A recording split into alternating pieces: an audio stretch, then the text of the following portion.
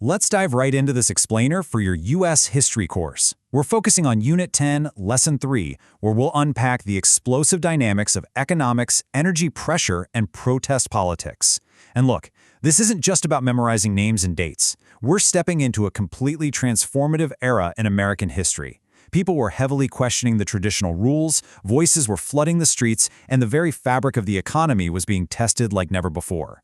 We'll explore how massive international crises literally hit regular Americans right in their wallets, and how that intense frustration fueled demands for change. We'll break down the essentials, walk through some fascinating worked examples, and get you completely prepped for your capstone reflection. So, we're anchoring our entire journey today on one essential question, and it's meant to challenge you to really think about civic responsibility. The question is, when should citizens challenge government policy? Pay attention to that word should. History, it's this continuous, loud, and often really messy conversation about power and rights. As we navigate the events of this lesson, I want you to keep circling back to this idea. When is speaking up just an option, and when does it become an absolute necessity? Here's our roadmap. We are going to start with the Vietnam War debate, unpack the politics of protest, examine feminism and perspectives, dive into political and economic change, and finally, evaluate historical evidence. Okay, starting with Chapter 1, let's look at the massive catalysts that really got citizens actively questioning their government, the Vietnam War debate. This debate brilliantly illustrates the core of a deeply divided era. You basically had two opposing philosophies battling it out in the national conversation.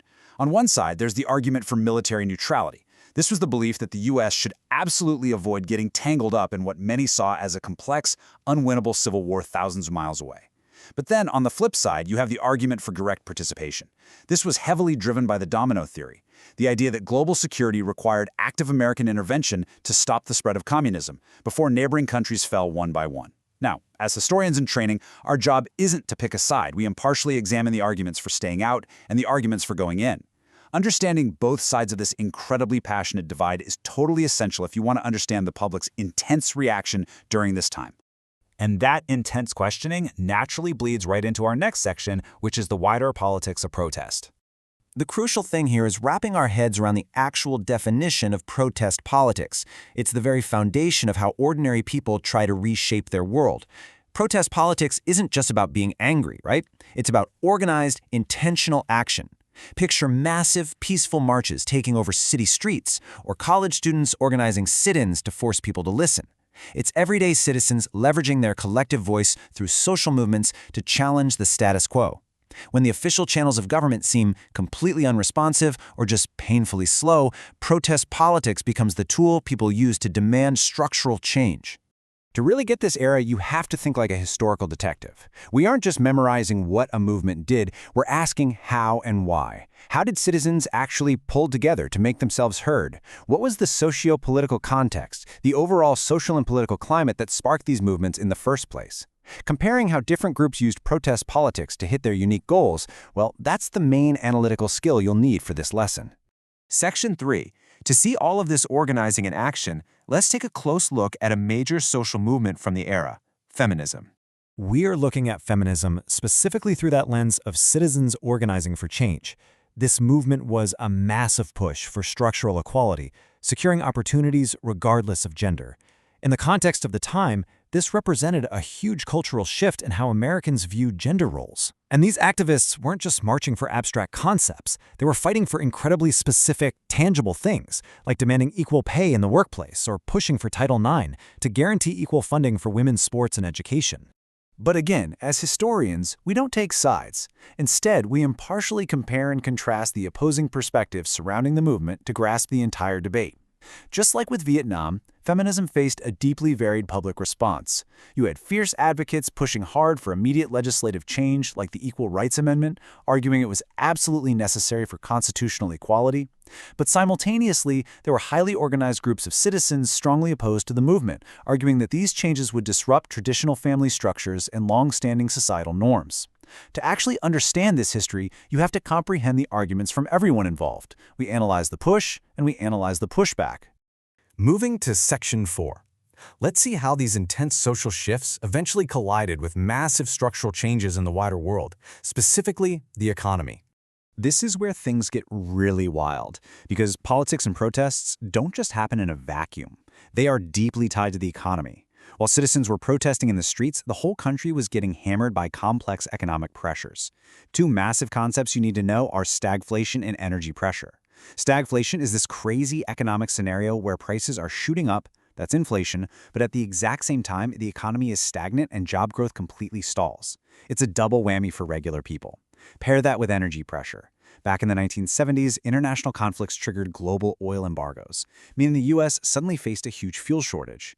To put that into perspective, it got so bad that Americans would wait in blocks-long lines just to get gas. In some places, you could literally only buy gas on certain days of the week, depending on whether your license plate ended in an odd or even number. This perfectly illustrates the divide between the domestic economy, jobs and prices at home, and the international economy, where global trade and foreign conflicts impact your wallet. You just can't understand the protests of the time without understanding the severe economic anxiety of the voters sitting in those gas lines. Finally, Section 5. Let's talk about your toolkit. How do you actually prove anything about these complex historical debates for your capstone reflection? To pull this off, you have to recognize the difference between a first-hand and a second-hand account. Let's use a worked example from those economic struggles we just talked about. Imagine a frustrated handwritten diary entry from a driver who just waited 3 hours in a 1970s gas line. That's a first-hand account. It gives you raw, emotional, direct experience, but maybe only a tiny piece of the puzzle. Now imagine a history textbook written today, explaining the complex geopolitics of that global oil embargo. That is a second-hand account. It gives you the big picture, but it lacks the immediate emotion of the moment. By comparing multiple accounts, you start to see where the biases are and where the truth actually sits. Which brings us right to your transfer task, your capstone reflection. Your job isn't to just summarize what happened. The standard demands that you write an argument to support a claim using valid reasoning and hard evidence. When you write your reflection on whether citizens should challenge a policy, you need to state a clear, bold claim. Then pull relevant, credible evidence directly from those first-hand and second-hand accounts to prove your point. A personal opinion is a good start, but textual evidence is what actually wins the argument. So just follow these steps to use the exact same critical thinking skills real historians use. Step 1. Figure out who is speaking and what their angle is. Are you reading a speech by a protester demanding equal pay or a politician explaining an oil embargo? Step 2. Gather that textual evidence. Pull out the specific quotes, the data, the facts that reveal their perspective. And Step 3. Formulate an evidence-based argument.